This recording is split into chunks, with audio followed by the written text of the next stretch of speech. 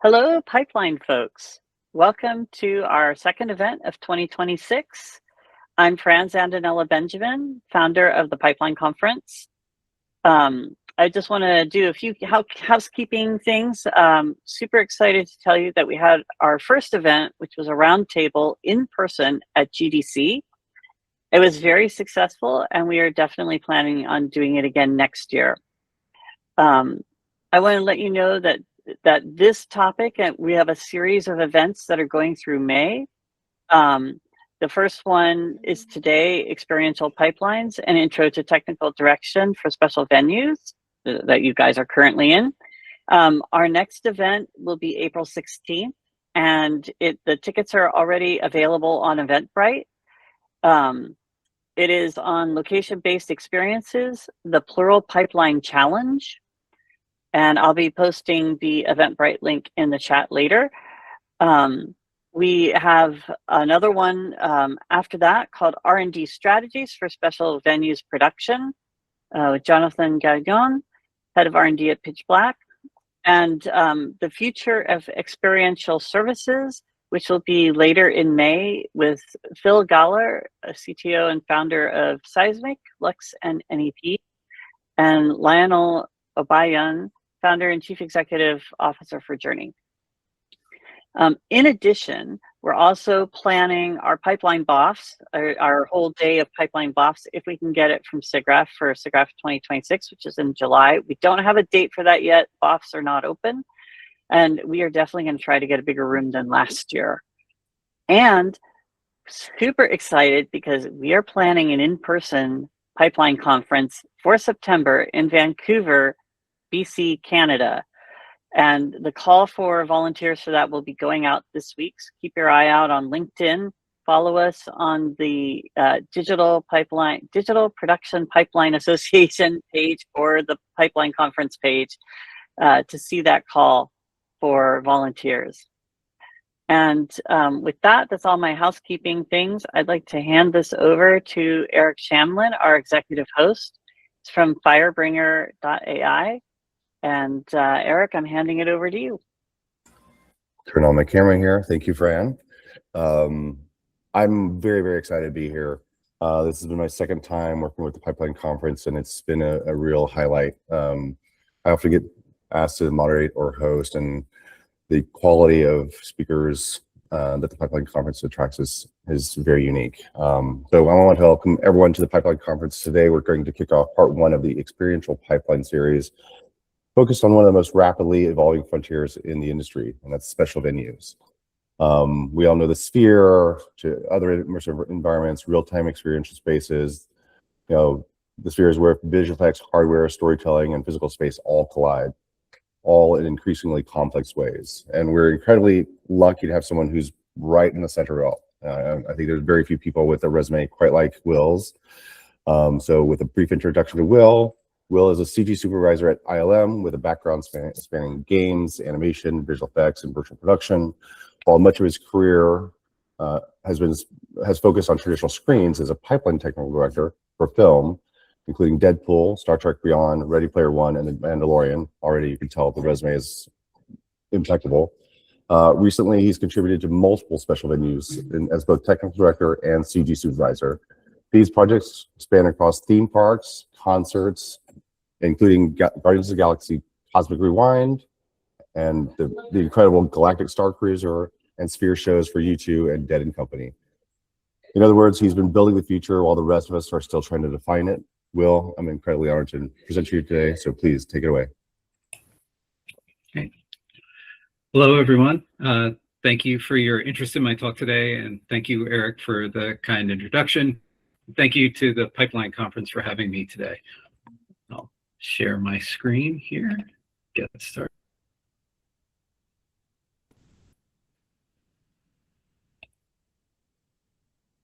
So this is a space that I've spent a lot of time in over the past 5 years, and it has been both incredibly challenging and incredibly rewarding as an area of focus. I'm going to be approaching this topic essentially as Special Venues 101. Instead of doing a deep dive, this will be an introduction to creating content for special venues generally. This talk will, I hope, set the stage for the rest of the series, and I encourage you to attend the other excellent speakers' talks to get a broader perspective of how these projects are approached. While the variance in venue design can vary pretty widely, there are going to be a lot of common themes that we encounter over and over, and I'll be talking about how we plan for and approach each project. At ILM, we're hired for a variety of applications, including but not limited to concert and theme park design. Understandably, some clients are more restrictive about the inner workings of their venue. Maybe that information is part of a broader marketing and release story, or sometimes, like any magician, keeping the secret adds to the immersion. Therefore, the examples I'm going to be giving today are publicly available, but that doesn't mean we won't have a lot to talk about. We can only skim the surface of the planning and technology required to execute on these projects in the time that we have today. So a little bit about myself. I entered the graphics industry in 2008 as a technical artist, working for a small gaming startup before moving to Xbox. From there, I made the jump into film as a department technical director at PDI, followed by a shift into VFX, working at Atomic Fiction in Oakland before arriving at ILM, where I've been for the past 10 years. Most of that time has been as a pipeline technical director in post, and experience building tools in real-time and virtual production led me to the virtual art department. This blend of experience prepared me for my current role, CG Supervisor for both stagecraft content and special venue projects. In addition, I also teach technical direction for animation at my alma mater, Drexel University. My contributions to these projects in particular are relevant to our talk today. As Eric mentioned, as a pipeline technical director for Guardians of the Galaxy Cosmic Rewind at Epcot and Galactic Star Cruiser, as well as a CG supervisor for Sphere projects U2, Dead & Company, and most recently, Zach Brown Band. But to set the stage a bit, I should cover what I mean when I talk about special venues, because this term encompasses quite a lot. Of course, we have the aforementioned Sphere in Las Vegas, which is one of the largest possible screens that you could create content for. But concert venues can vary widely in their scale and scope. Our frequent creative partners at the Sphere Treatment Studio has a great deal of experience on other large-scale stages, such as AC/DC's performance in Indio, California, for the Power Trip Music Festival in 2023. The complexity of these visual effects is also increasing for these live events. One great example are the photoreal digidoubles of the band ABBA, created at ILM for ABBA Voyage. And these spaces don't have to be the size of a stadium to have a huge emotional impact. Culture Spaces Studio has done some incredible work at the Atelier des Lumières in Paris. This project in particular, Asterix the Immersive Journey, is beautiful, with projections across every possible surface, which are vibrant, complex, and full of character. I encourage you to look up this space. It's really, really wonderful. While working on some of the largest screens in the world, our friends at Treatment have also created imagery at more modest scales. Their work for the Museum of Science and Industry in Chicago for the Blue Paradox exhibit uses stunning imagery to immerse guests in the overwhelming beauty of the ocean while educating about the impacts of plastic waste.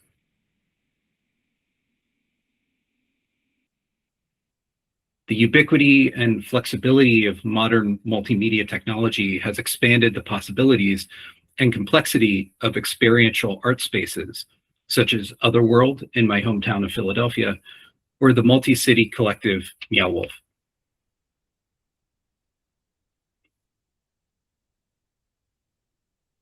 These exploratory experiences can blur the boundaries into interactive theater, such as Stranger Things Escape the Dark at Netflix House Dallas, which utilizes a variety of display, projection, and lighting techniques alongside live performers.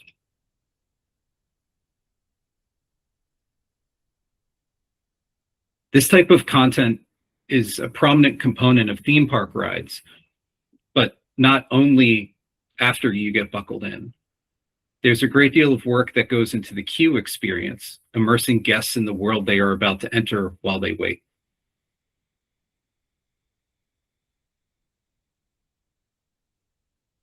The visuals that we make for special venues can support world building in all sorts of unexpected places. Space 220 at Epcot is a really striking example of this, where the quiet ambient visuals are a beautiful yet consistent set piece that helps tell the story, along with a space elevator anteroom display that you are dining above Earth's atmosphere. The same goes for the Hyperspace Lounge on the Disney Wish cruise ship, where an ambient display as a window out to space is tightly integrated into the design and contributes to the immersion. And special venues can even encompass a large or unlimited engagement shows that include projection mappings on building facades. The scale and complexity of these shows can be mind-boggling, with two great examples in the Star Wars takeover of the Empire State Building or Tales of Magic fireworks at Disneyland Paris, where projections extend from the castle down to Main Street.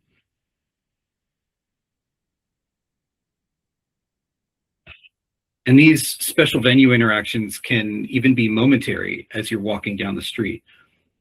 With the tricks we use to sell an illusion of perspective, displays like spaces in this advertisement in Times Square can provide an interesting and compelling moment in someone's day.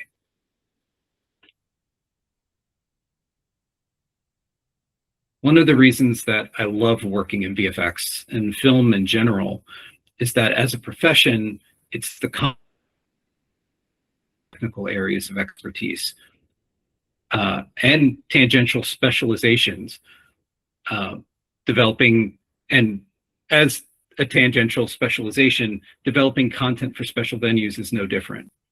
We're able to tap into every trick in the book that we know as filmmakers to sell a particular vision to sell a particular illusion on screen, alongside our familiar partners in practical special effects, set design, and so on, as well as working with less frequent collaborators such as theatrical or lighting designers.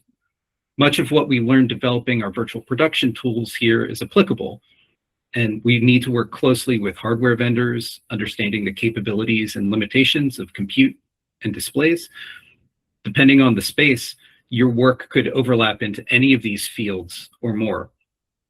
Now, I love movies and I love making them. However, as film has moved further and further away from the theater as a destination experience, we as filmmakers have a pretty interesting problem.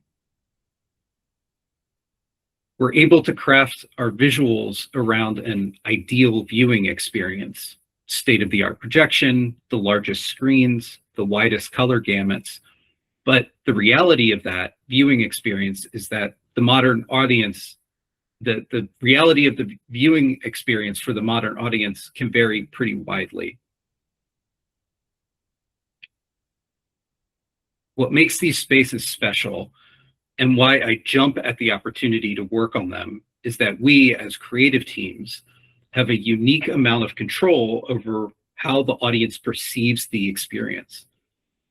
You can, of course, find video and photographs of a particular show from one of the attendees, and you can find ride-throughs of pretty much every theme park ride on YouTube. However, this isn't participating in the experience.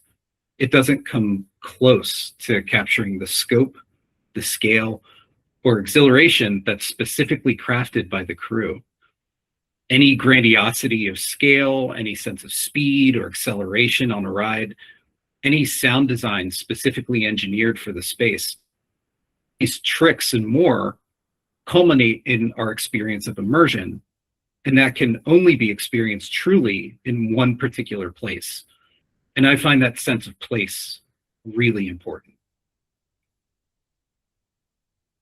So, as we're all aware here, making any sort of visuals can be a complex undertaking. That's why we all work in pipeline, to make that process smoother. Special venues can have their own unique set of challenges. And I have to reiterate that this is by no means exhaustive, and every venue is different. The nature of the space, the content, and the story dictate what technology you consider and how you design your pipeline. Also, I come from a very particular background in VFX, and a lot of my experience informs how I approach these challenges. However, I hope that this can give you at least a start to your foundation of what to think about when planning these projects and typical blind spots.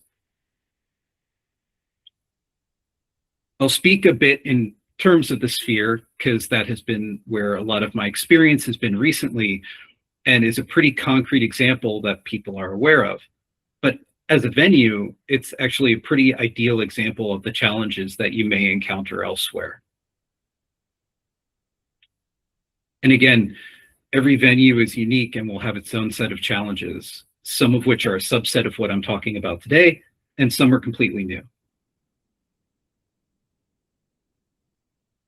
If you're coming from a more traditional background in VFX for film, like I am, these are some of the challenges that may be jarring to you. You're going to be dealing with large and sometimes varying frame rates, and we'll get into this quite a bit. You'll be dealing with various frame rates. Rendering for 60 FPS is much different than rendering at 24 or 30. You'll have varying content length. A lot of these projects require incredibly long shots that you may not be used to handling in traditional animation or VFX. The viewpoint of the guests in the space is incredibly important. And we are going to be talking about this in detail as well. Each venue may have a very specific distortion applied to the frames, which may make review much more difficult. You'll be dealing with specific display hardware, each with its own unique set of challenges and ideal viewing conditions. Reviewing content can be surprisingly hard. You may be dealing with stitching displays, stitching multiple video inputs across multiple displays.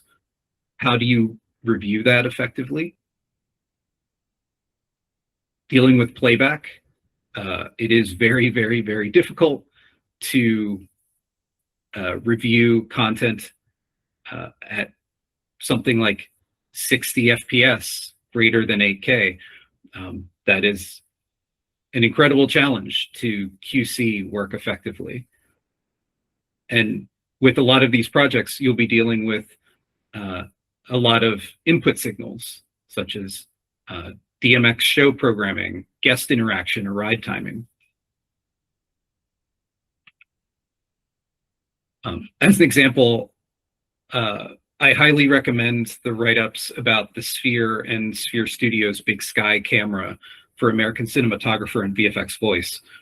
They are astounding technologies, and it gives you an idea of how much data you could potentially be dealing with in spaces like these. I've personally not dealt with many Big Sky plates because the content we generate is typically full CG and pre-rendered, but as an aside, the published spec is worth mentioning. 18K, a sensor that is 77.5 by 75.6 millimeters, and typically captures at 60 FPS, but up to 120. The media magazines are 32 terabytes to hold 17 minutes of footage. This frame chart gives you an idea of the type, gives you an idea of the amount of data that you're dealing with on these large format special venues.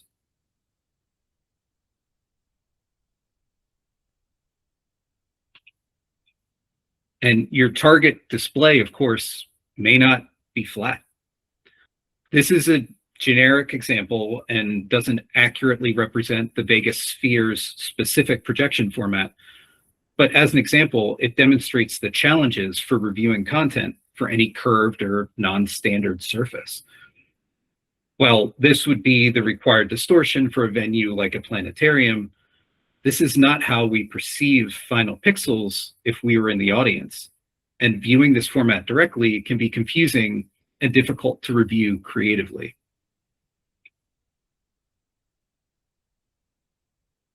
You may also be dealing with multiple video signals being stitched through multiple projectors onto an irregular surface. While final output is typically handled by a format like MPCDI, multi-projector common data exchange, visualized here in the media processing tool Pixera, it also complicates media creation and review.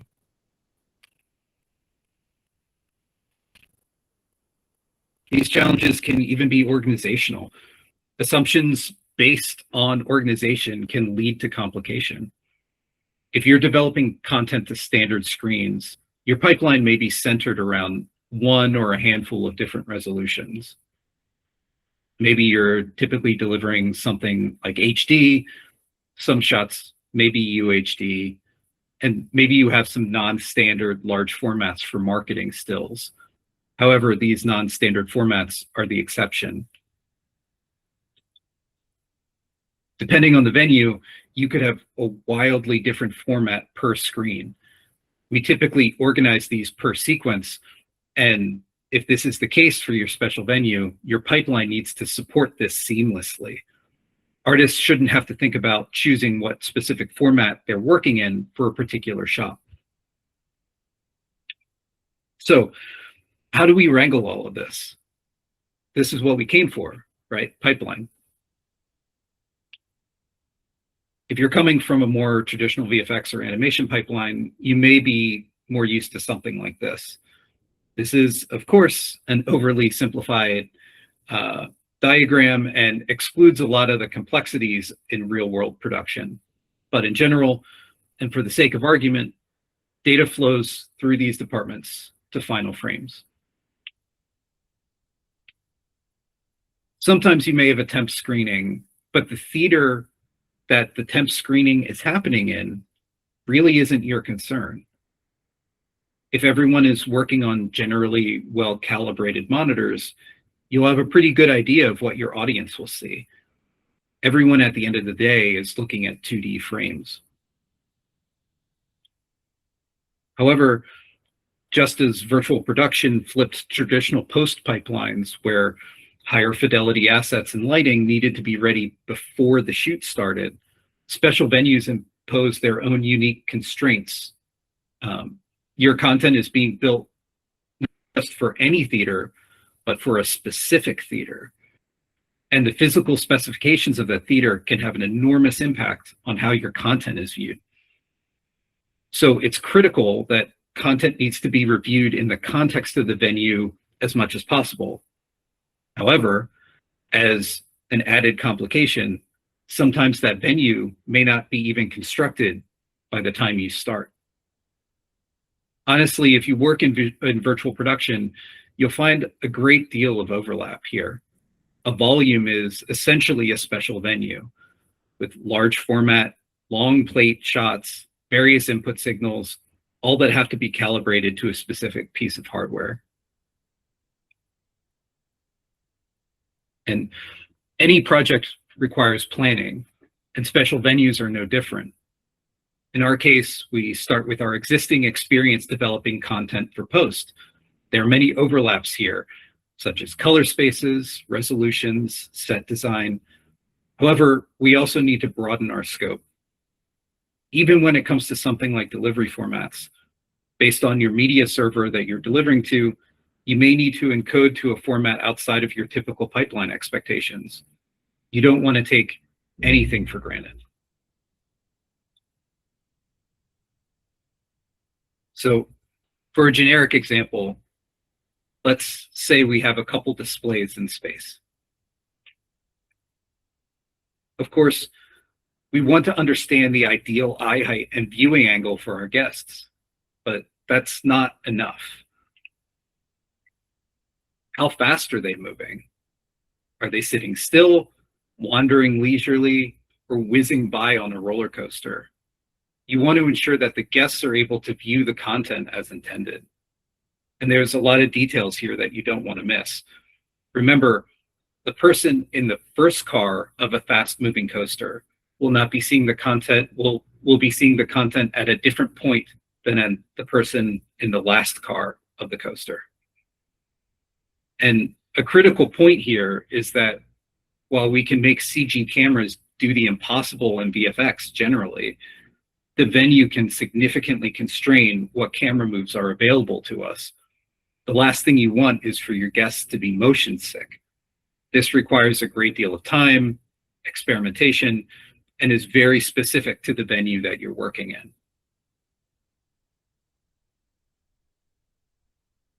What are the extent of possible viewpoints? Is your content designed to mimic a window?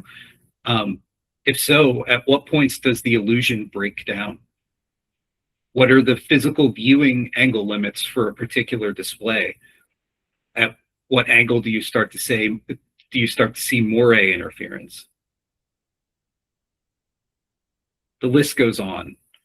If there's fog or moisture in the viewing environment, if you're in a theme park ride, how does that affect the look of your content?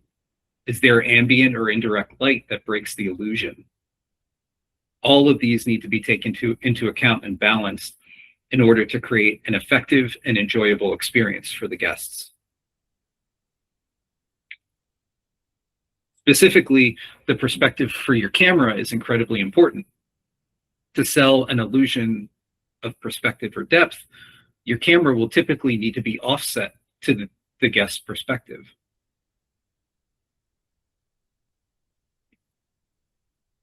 And also needs to be designed in a way where, again, you don't want to make your guests motion sick.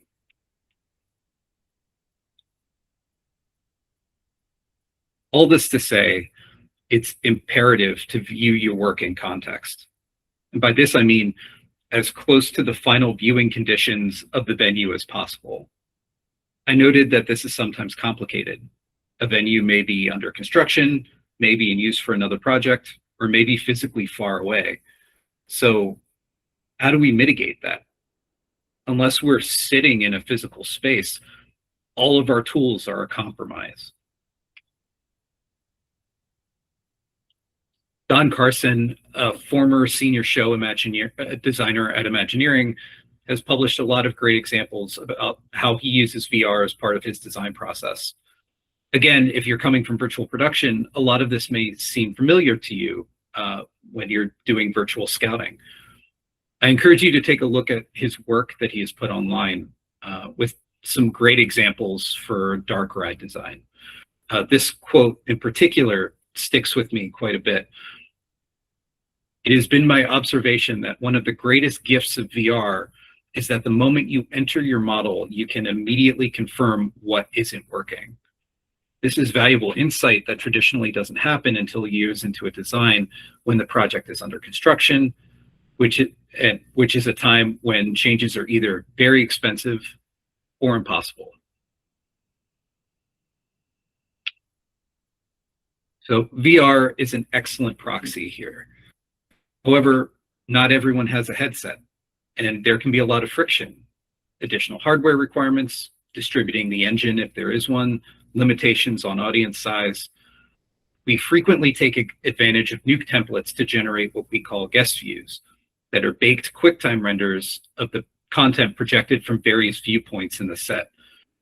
This takes advantage of common media pipeline practices that are probably already in place and provides a product that can be easily viewed and distributed for client review and discussion.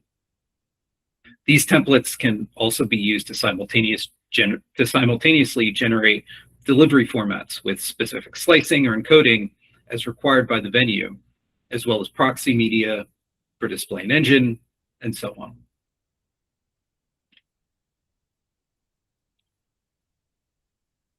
So we have an understanding of how our content will exist in a space and how to review in that space. What are some of the practicalities of actually generating that imagery? I've already mentioned that we may have to manage multiple aspect ratios, but that also includes working in smaller proxy resolutions for multiple formats. and gradually working your way up to a final resolution. You don't want to spend time, compute, and storage at full res at the beginning of the show when a lot of the creative can be fluid. You want to sketch things out as quickly as possible, and as ideas and techniques start to solidify, then you start increasing detail. While in parallel, you want to be doing single frame tests to ensure everything works end to end, as well as giving you some data points to extrapolate how long final renders will take. Denoising, upscaling, and retiming have made huge leaps, and they're incredibly powerful tools that can save you a lot of iteration time and compute. However, they're not silver bullets, and various factors may force you to render at scale. Some types of content struggles with detail or temporal cohesion, and some displays you just can't get away with what you typically can at smaller scales. Ensuring the venue distortion is consistent and available in all your VCCs throughout the pipeline is tricky. On top of being available, is it actually efficient? Do you use a technique like ST maps to speed up the process? How does that impact the detail of the frame? And with the size that these frames can be, we need to be incredibly picky about the amount of data that we're passing around, which means that the tools that comp has typically relied on for flexibility may not be available to them. How do you approach your shot if deep compositing is too heavy? What's the bare minimum number of mats and AOVs that you can utilize? Every little bit counts here. Now, this leads into things that are still very tricky.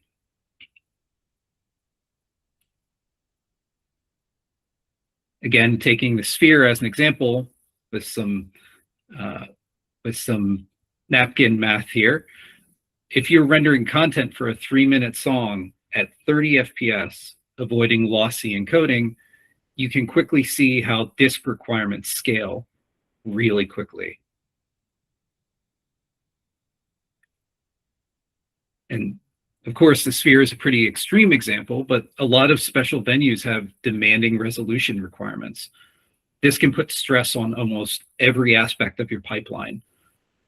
Longer I/O means that you have a wider window for failures, both in rendering and copying data around. DCCs, of course, become much less responsive when you have these large files in memory, so you're typically working in some proxy format. You need to be especially aware and critical of what content requires more detail when it comes to things like sims, textures, or topology. Understanding how much screen space something actually takes up ensures that you know where to spend your time heroing up an asset, because time and resources are incredibly valuable. And in general, it is very, very, very hard, and I would say nearly impossible, to tech check anything larger than 8K at speed, 1-to-1 scale at your desk. So this is a very common balance we need to strike for our largest format projects.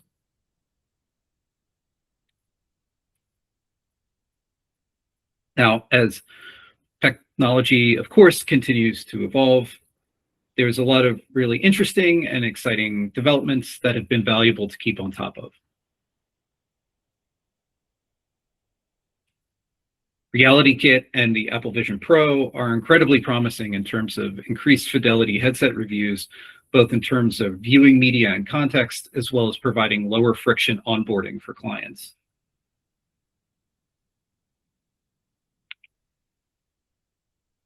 Of course, real-time technologies continue to get better. I mentioned before that special venues have a lot of pipeline parallels to virtual production, and being able to apply these technologies for better previs has been key to seeing what works early. We're able to more smoothly mock up and integrate with existing lighting design through DMX support in various real-time packages. And I've mentioned previously that tools like Pixera have robust support for complex, multiple overlapping projections. GPUs continue to get more powerful, although they can be pretty hard to come by nowadays. But this provides us more headroom for higher fidelity previs, which is critical for locking down creative reviews early. Some off-the-shelf tools that have been valuable to explore and learn about have been tools like Off-World Live's 360 camera. This has been useful for previs or complex projection projects. It provides a streamlined and configurable approach for generating spherically warped images directly out of Unreal. And as I mentioned before, the content I've specialized in has been pre-rendered, but it's been helpful for me to explore real-time tools such as Notch, which provide a familiar node-based system for real-time performance in venue. With my background in traditional VFX, animation, and virtual production tools, understanding the strengths of these real-time platforms like Notch and Disguise have been an area of learning for me personally.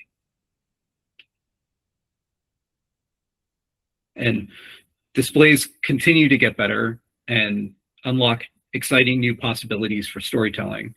One excellent example are transparent OLEDs, which can be seen at Universal Orlando on the Velocicoaster. Universal has a really great behind the scenes available on YouTube for this particular ride, where they talk about the technology and design process, and it's well worth a watch. So with that, I'll wrap up our overview. Again, this merely scratches the surface as to what the work entails, and I'm coming from a particular set of workflows and experiences. As I've mentioned before, this work is incredibly rewarding to me. Like everything we do in VFX, it's the culmination of a huge collaborative effort across teams and disciplines, and every project feels like a completely unique challenge where we get to draw from an enormous bag of tricks to transport the audience. On top of that, we're creating truly unique in-person experiences with physicality and tangibility that really can't be replicated outside of the space. So I hope I've piqued your interest, and I encourage you to attend the upcoming talks in this series to get a broader understanding of how to work in this space. Thank you again for your time and attention. All right, turn my camera back on. We've already got a long list of questions coming in, so I'll try and tee them up for you, Will, here. Okay. All right. This one's from Kiara. Having a degree from 3D animation and visual effects for animated films, what's a way an artist can transition to venue production, and how can one learn to work with the equipment and understand layout? This is a great question, and I think this is something that you can start experimenting with even if you don't have a real venue to work in. I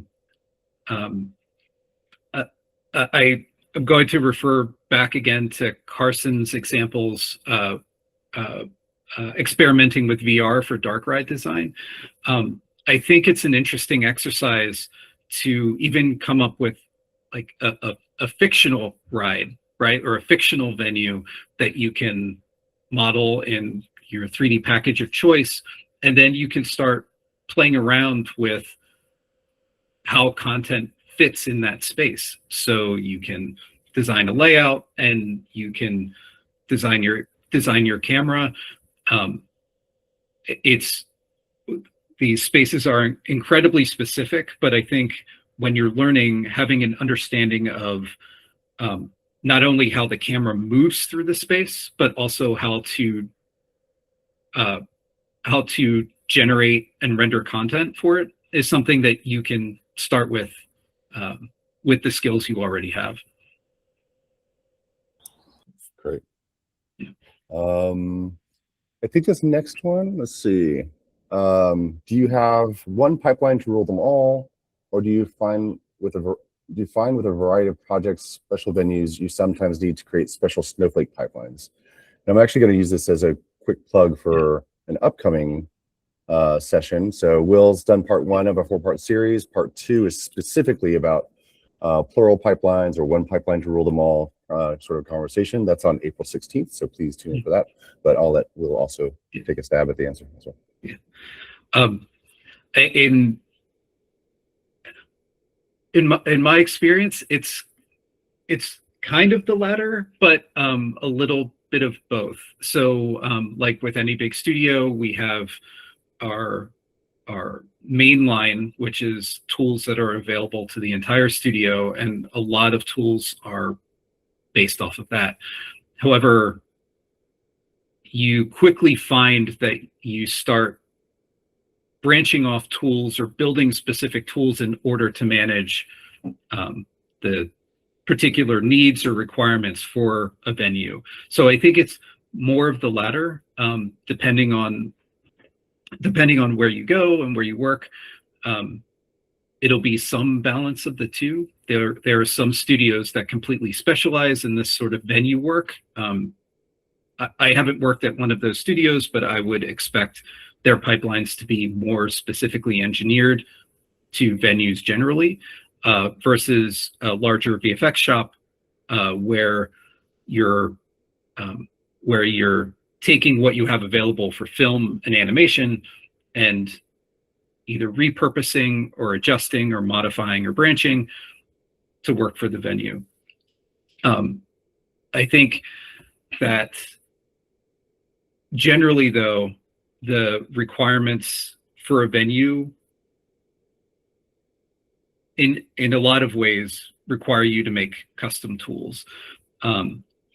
It's actually really benefited us at ILM to keep coming back to the sphere over and over, because we start to accumulate a larger collection of tools that we can repurpose for one particular venue. That's very different from being hired every 5 to 10 years to do a content update, right? A lot can change in that amount of time. So it's really beneficial to go back to the same venue over and over because you've already solved a lot of the same problems. You have a lot of tools in place from prior work, and your artists are trained for that particular space. We have a lot of artists at ILM now who are aware of how to develop content for that particular venue. We have a long history of doing special venue content, but in particular, having a familiar venue makes a lot of things easier. Great. You mentioned that in special venues, you're not just designing content, you're designing for perception. Yeah. When did that really click for you on a project? Was there a specific project or a scene or a shot that it really clicked? This clicks for me over and over every time I visit a new venue. Like for Cosmic Rewinds, when we were building our guest view templates, I was working really closely with our previous supervisor because we wanted to ensure that we had accurate previews from various viewpoints as you were moving through the ride. And you want to have a great visual experience regardless of what car you're sitting in. So I'd seen the CG ride through internally many times, but even knowing the ride by heart, when I experienced it for the first time, it was exhilarating, right? It's a really, really great ride. And Imagineering did a fantastic job like they always do. But there's a huge leap from viewing a QuickTime on your monitor that you can scrub through kind of frame by frame at your desk, and viewing that content at like 60 miles an hour. You're working in a facsimile of the space. And with the sphere, that has sort of the same disconnect. It's content that we look at every single day, and we provide tools to the artists to best evaluate their work.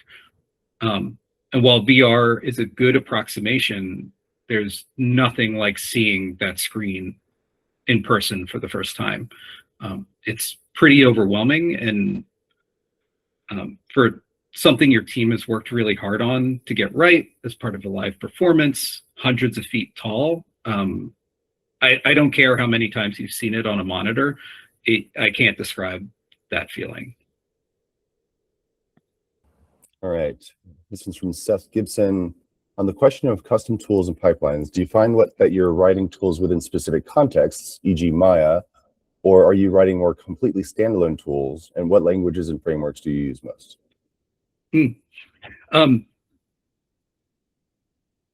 So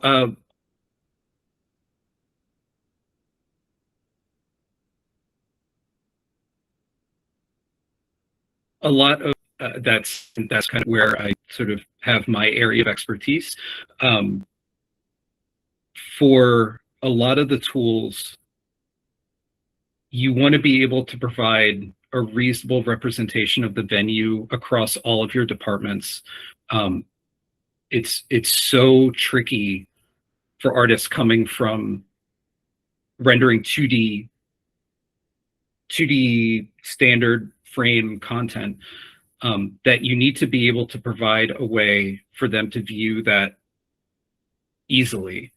And so on my shows, I try to really push for being able to review that work regardless of DCC. So Maya, Katana, Nuke, providing as many options to artists as possible to be able to effectively view their work properly.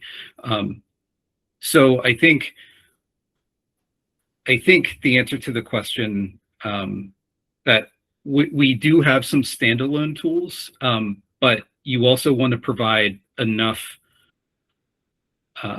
tooling to the artists in the packages that they're working in that they can reliably generate their work without getting frustrated. It can be very frustrating as an artist to have a lot of these technical barriers in place before you can even see a frame that you've worked on, right? So I hope I answered the question. Looks like a thumbs up Cool. from Seth, so I think so. Cool. All right, this one's from Steph Willems, I believe. Okay. Did I understand you correctly that you mostly use traditional rendering? In which case, would you use Unreal Engine for an event? Yes. So you did hear me. You did hear correctly that we traditionally do pre-rendered content. We have used tools like Unreal for previs. The larger the screen gets, the harder it is to do it real time. I think since Unreal is a game engine at its core, right? It's engineered for a specific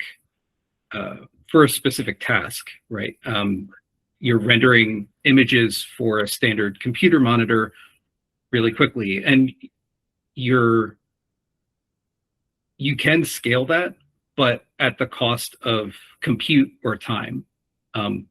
If you remember the format that I showed earlier for the sphere, for example, that frame is enormous compared to a standard computer monitor. And so at some point, you're going to have to distort and stitch those frames. Even if it's in Unreal, you're not rendering those frames at real time.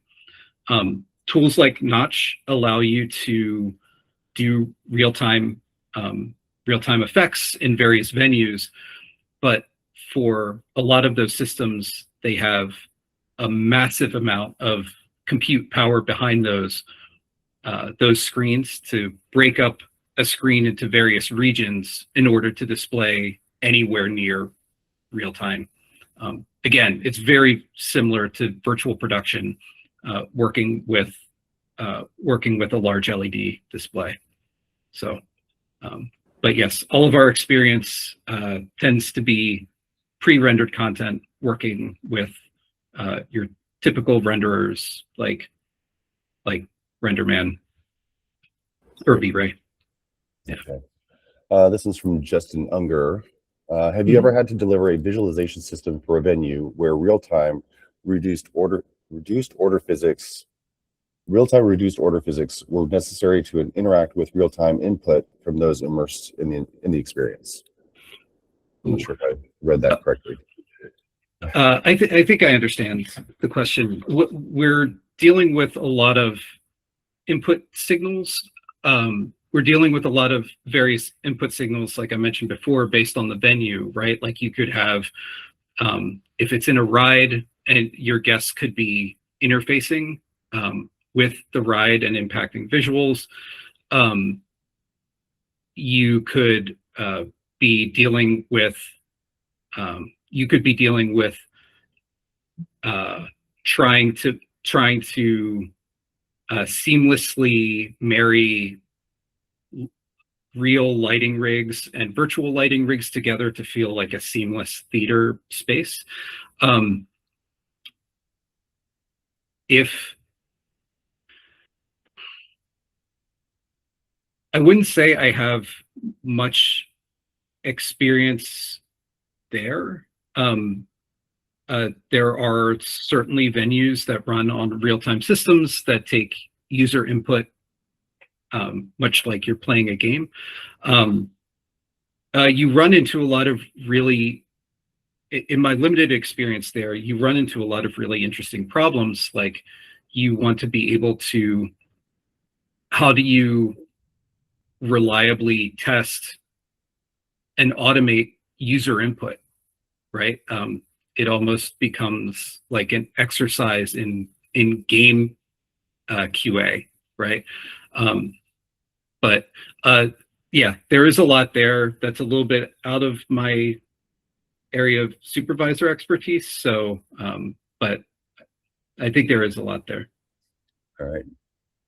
Next up, from Guillaume, how do you approach content adaptability from context to context, venue to venue, when they are different screen layouts and templates? You sort of touched upon this in your presentation, but maybe give us a specific example or something. Yeah, a lot of times the content's really bespoke, right? Like the content for the venue is a very, very specific, specific format, a very specific framing. That content is, it would be difficult and expensive to port that content anywhere else. So a lot of times, in my experience, we really haven't seen porting content from venue to venue.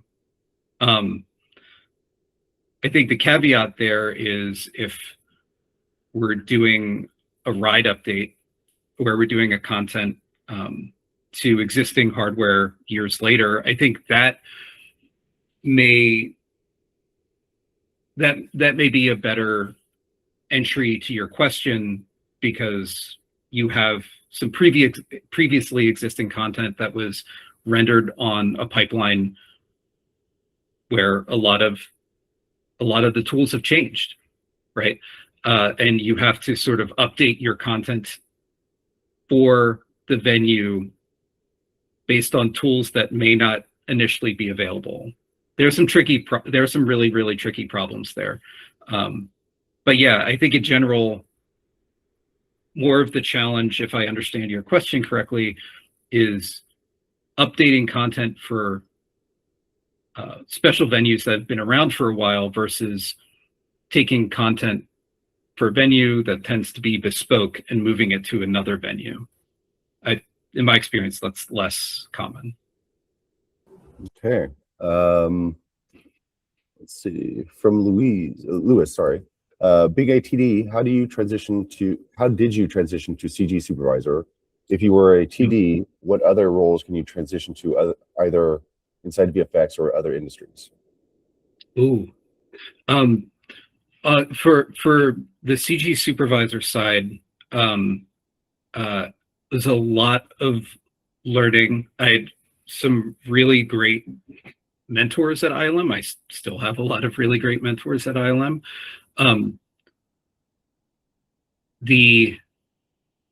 There were some pretty big gaps in my knowledge that I really had to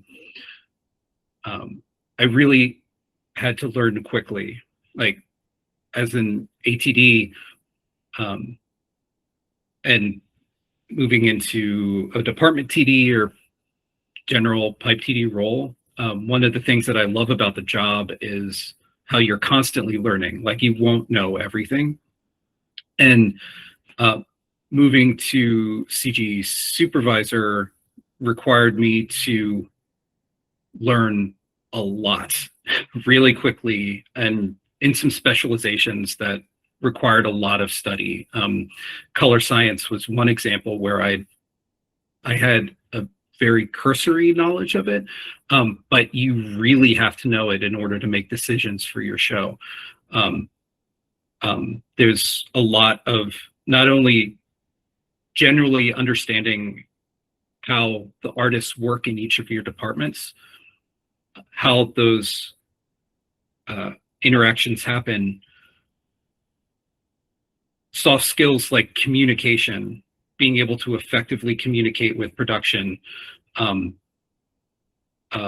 getting in front of problems, looking through data. I look through a lot of analytics for my job, understanding areas of risk in terms of rendering, storage. I'm meeting with multiple department heads all the time, like understanding the risks of taking on new technology. To me, it felt like a pretty logical next step. But I think one of the things that, if you're interested in this role, is continuing to learn, understanding gaps in your knowledge, finding mentors, and really talking to artists, producers, R&D engineers about how they do their job, so you can better communicate with them. All right. I think we'll do two more, I believe. Okay. So this one's from Christine. You spoke about the seasick feeling. Are there any standards around this for special venues, or is it all trial by error and every studio needs to reinvent the wheel? Ooh.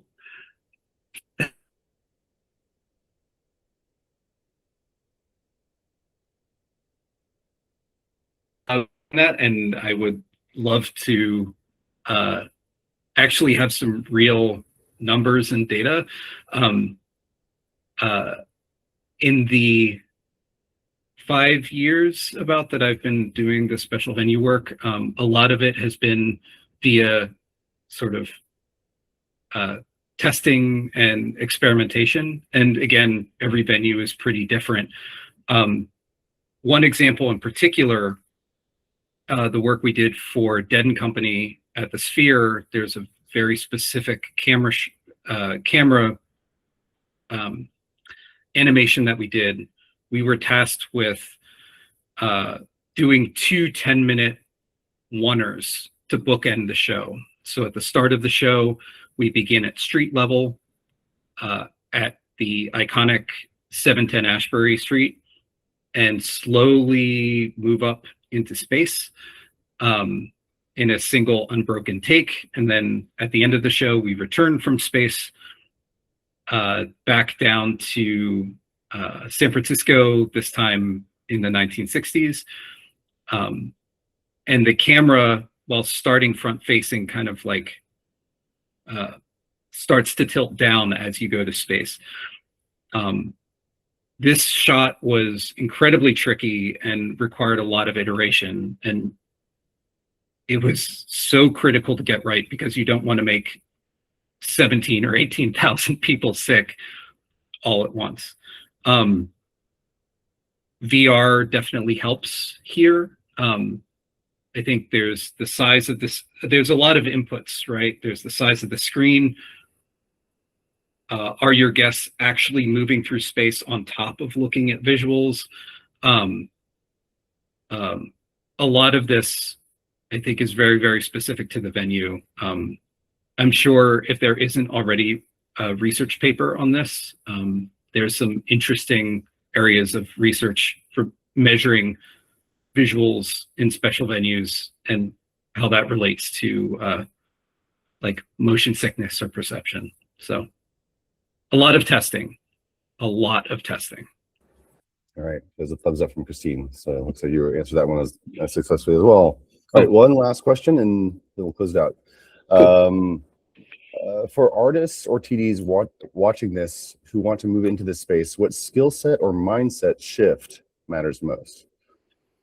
I think there's a lot of very successful skills that you have to have just as a TD generally, but everything is sort of amplified in this space. There's, of course, empathy with how the artists work, and an understanding of how they do their job, which is, of course, critical for TDs.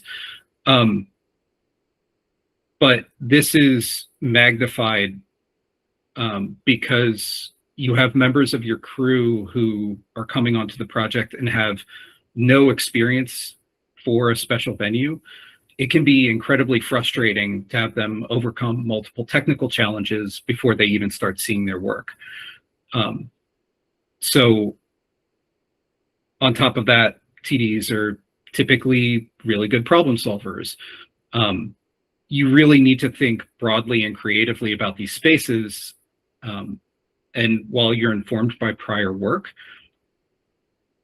there's so much complexity that challenges your assumptions and really pushes on the boundaries of what your pipeline can handle. So you want to think really broadly and anticipate problems. Also, as a communicator, this is also amplified. You're going to be working with and exchanging data with teams that you may not have interacted with before in post for film or animation. And everything can take longer. Renders take longer. Moving data around takes longer.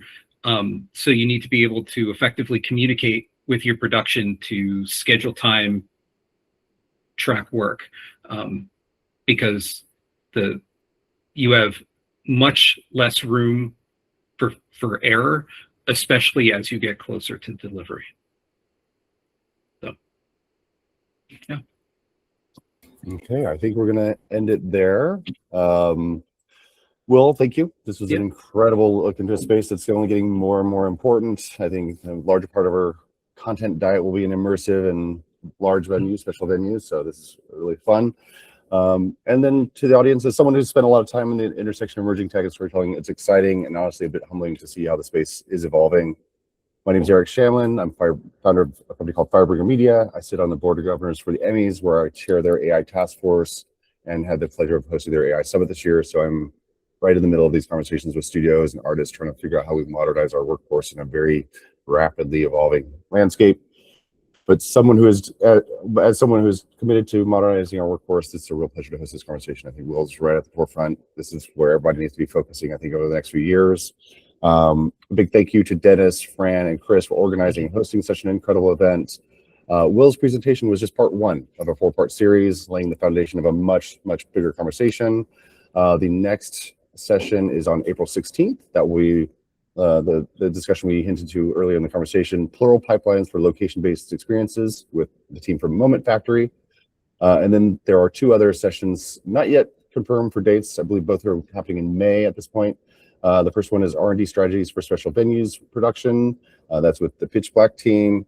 And then the 4th session is the Future of Experiential Services with Phil Galler, who is a great speaker. You should definitely tune in for that. And that will also be in May. So that'll be it. Will, thank you. Incredibly exciting, very humbling to thank you. Kind of listen to your brilliance here. And thanks to everyone. Thanks for tuning in.